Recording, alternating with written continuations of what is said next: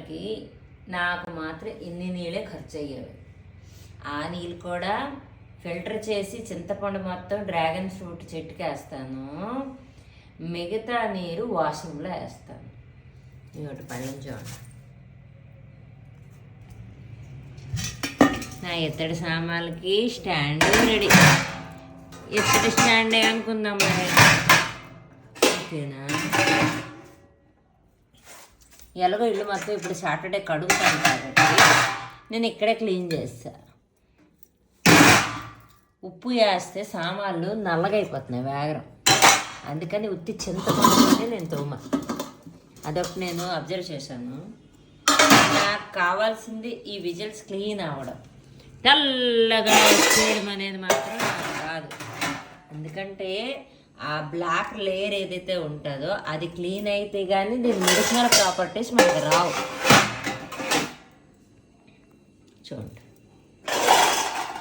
ఏ పని తెలుసండి, తెల్లవారు 4 గంటలకు వచ్చి ఇవన్నీ ఇలాగా మా సింక్ ప్రాబ్లం అమ్మా, అక్కడ తోముకుంటే ఎక్కడ తోము, ఇన్ని నీటిలోనే తోము, ఎంత చింతపండులోనే తోమంటే వింటారా? విందు కదా.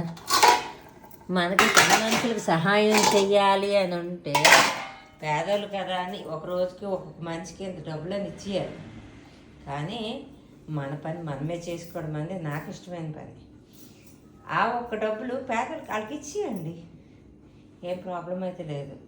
కానీ అది మంచిది కాదు, ఎందుకంటే వాళ్ళు బతికిష్లు అవుతారు. అప్పుడు ఎలా చేయాలో ఇగోటి ఇవన్నీ సామాన్లు ఎంత చక్కగా వచ్చాయి చూడండి.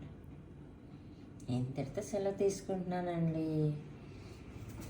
టైము సేవ్ అయింది, వాటర్ సేవ్ అయింది, అన్ని పనులు అయిపోతాయి. ఈరోజు ఉపవాసం కదా, ఏ పని లేదు, ఏం చేయాలా బాబు అనుకున్నా. విజువల్స్ అన్నీ క్లీన్ అయిపోయి అన్నీ గుర్తులే.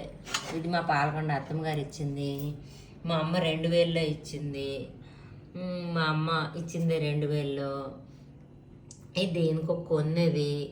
ఇది మా అంటే మా మావయ్య గారు చనిపోయినప్పుడు, మా మేనత్తాడు ఆయన చనిపోయినప్పుడు వాళ్ళు పంచింది.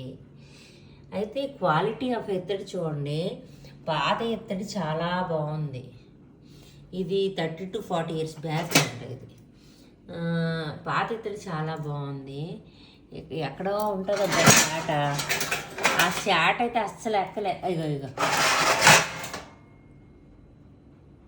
మూసాడాలుగా దేనికో పంచింది. క్వాలిటీ ఆఫ్ ఇత్తడి ఎంత డిఫరెన్స్ ఉందో చూడండి. పాదండి మళ్ళీ చకచకా మెరుస్తున్నాయి. ఇవి మాత్రం ఇవేవో నూనెకి గట్టా ఇచ్చినవి ఇలా ఉంది. ఇది పరిస్థితి.